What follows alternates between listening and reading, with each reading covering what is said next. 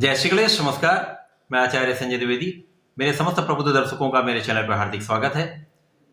आज मैं मीन राशि का जनवरी माह का मासिक राशिफल लेकर आपके सम्मुख उपस्थित हूँ। जनवरी माह मीन राशि के जातकों के लिए किस प्रकार का रहेगा, किस प्रकार के लाभ मिलेंगे, कौन सा भाव अत्यंत प्रबल हो रहा, कहाँ पर समस्या आ सकती है, उसका क्या निराकरण है, संपूर्ण विश्लेषण मैं पूर्ण तरीके के साथ करने जा रहा हूँ।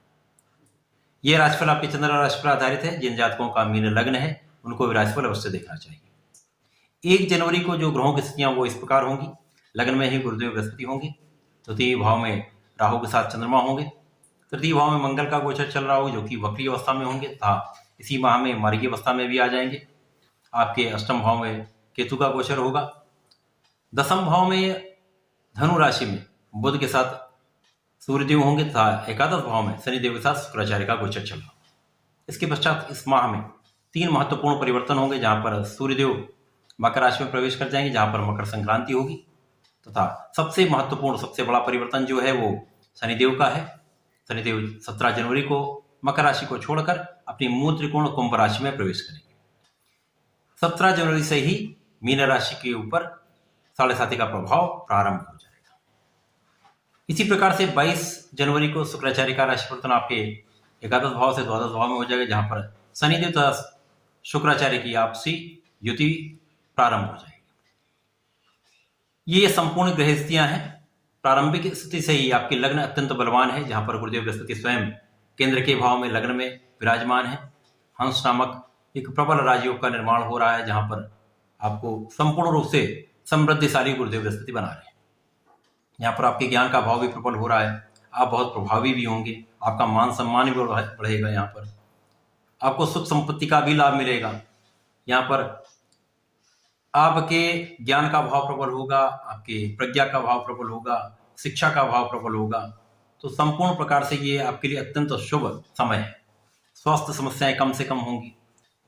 गुरुदेव बृहस्पति जब लग्न में होंगे, एक प्रबल राजयोग होगा, तो निश्चित रूप से आपके लिए अत्यंत लाभकारी समय होगा। गुरुदेव बृहस्पति की प्रथम दृष्टि का प्रभाव आपके पंचम पर होगा, तो पंचम भाव अत्यंत प्रबल हो जाएगा, जहां पर शिक्षा, संतान तथा प्रेम का भाव है। शिक्षा भी आपकी बहुत अच्छी रहने वाली है। शिक्षा में सफलता भी मिलेगी। शिक्षा प्रतियोगिता में आप प्रगति करेंगे, सफलता अर्जन करेंगे तथा शिक्षा का कार्य करते हैं तो निश्चित रूप से बहुत अच्छा यहाँ लाभ लेंगे। पदोन्नति का भी योग यहाँ पर बनता है। संतान से सुख मिलेगा, संतान का सुख भी आपको प्राप्त होगा। संतान बहुत अच्छी रहने वाली। इसी प्रकार से प्रेम संबंध भी आपके यहाँ पर अच्छे रहेंगे। गुरुदेव बृहस्पति की दृष्टि का संबंध आपके सप्तम पर है, तो इस समय में जिन जातकों का विवाह नहीं हो पाया तो उनके विवाह का प्रबल योग बन रहा है। इसी प्रकार से जिनका विवाह हो चुका वहां पर जीवन साथी के साथ संबंध अच्छे रहने वाले हैं। आपसी संबंध मधुर होंगे। आपके ज्ञान में वृद्धि होगी। आपकी उच्च शिक्षा का भाव प्रबल होगा। साथ ही साथ यहाँ पर आपके भाग्य में भी प्रबलता आएगी। भाग्य की प्रबलता से आप समस्त कार्यों में प्रगति करने वाले हैं। तो निश्चित रूप से अत्यधिक प्रभावशाली समय है। इसके बाद राहु का द्वितीय भाव में गोचर करना कहीं ना कहीं आपके लिए कुछ समस्या उत्पन्न अवश्य करता है, क्योंकि यहाँ पर राहु जब होंगे तो वाणी का भाव प्रभावित होगा, जिसके कारण आपके पारिवारिक सदस्यों के बीच में समस्या उत्पन्न हो सकती है। पारिवारिक संपत्ति में आप उतना लाभ नहीं ले पाएंगे, परंतु यहाँ पर कहीं ना कहीं एक अचानक धन लाभ की स्थिति बनती है। राहु का प्रभाव षष्टम पर होगा, जहां पर आपके साथ यदा कदा कुछ शत्रु भी उत्पन्न होते रहेंगे। शत्रु कुछ यहाँ पर आपको परेशान भी कर सकते हैं। ऋण से बचना होगा। कुछ मौसम के रोग हो सकते हैं, वहां पर आपको सावधानी रखनी होगी। मंगल का तृतीय भाव में होना, जहां पर ये वक्री अवस्था में होंगे। मंगल मीन राशि के लिए अत्यंत कारक है। धन भाव के स्वामी है। धन भाव का पराक्रम में होना अत्यंत कारक है। यहाँ पर आपका परिश्रम बढ़ जाएगा। परिश्रम से आपको लाभ भी मिलेगा।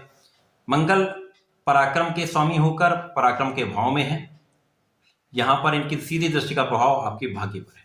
तो गुरुदेव बृहस्पति की दृष्टि का प्रभाव भी भाग्य पर है, जो आपके लग्नेश है। साथ ही साथ मंगल की दृष्टि का प्रभाव आपको अत्यंत भाग्यशाली बना रहा है। तो ये माह आपके लिए भाग्य में वृद्धि करने वाला। निश्चित रूप से भाग्य का साथ भी मिलेगा।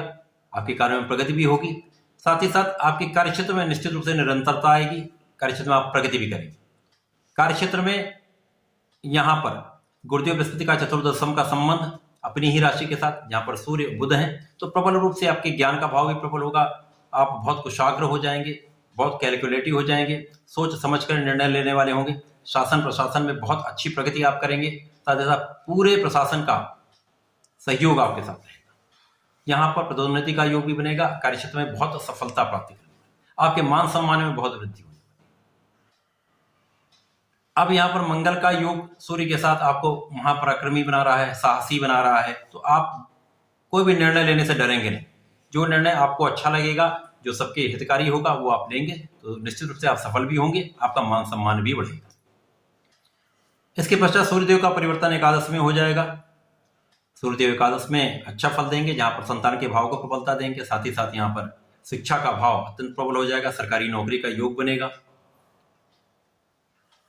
इसी प्रकार से यदि देखते हैं तो बुध केंद्र में होंगे, गुरुदेव बृहस्पति की राशि में है, जहां पर ये तो केंद्र के स्वामी हैं।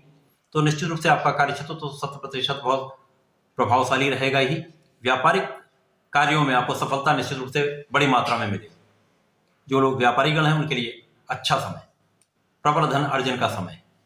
इसी प्रकार से शनिदेव का सबसे बड़ा परिवर्तन जो आपके द्वादश भाव में होने वाला है, वहां पर शनिदेव 17 जनवरी को परिवर्तित हो जाएंगे, जिसके कारण 7.5 का प्रभाव आपके ऊपर आरंभ हो जाएगा।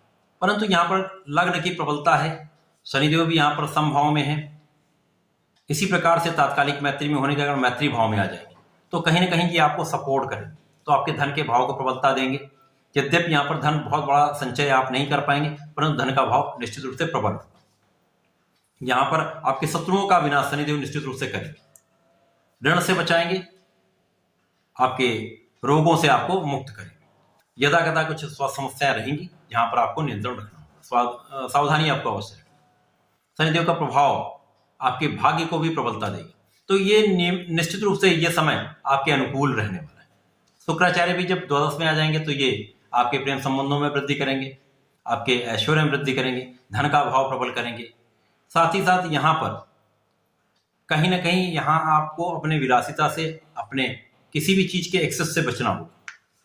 खाने में, अपने कार्यशैली में, आपकी जीवन शैली में परिवर्तन करना होगा, क्योंकि जब प्रबल रूप से धन का अर्जन होता है कहीं ना कहीं कुछ नेगेटिव चीजें भी आती हैं, तो यहाँ पर आपको नेगेटिविटी से बचना है। बाकी ये समय आपके अनुकूल है, इस समय का आपको लाभ अवश्य लेना चाहिए। मीन राशि के जातकों को नियमित रूप से श्री हरि की शरण में रहना चाहिए। जब से आपका 7.5 का समय आरंभ हो रहा है, उस दिन से ही आप अपने संकट मोचन की शरण में अपने आप को अर्पित कर दीजिए। नियमित रूप से हनुमान चालीसा का पाठ करिए। प्रत्येक शनिवार को शिवजी महाराज पर यदि काले तिल का अर्पण करते हैं तो निश्चित रूप से समस्त समस्याओं का अंत होगा और प्रबल लाभ लेंगे। तो ऐसा करें, इसका लाभ लें। धन्यवाद, नमस्कार।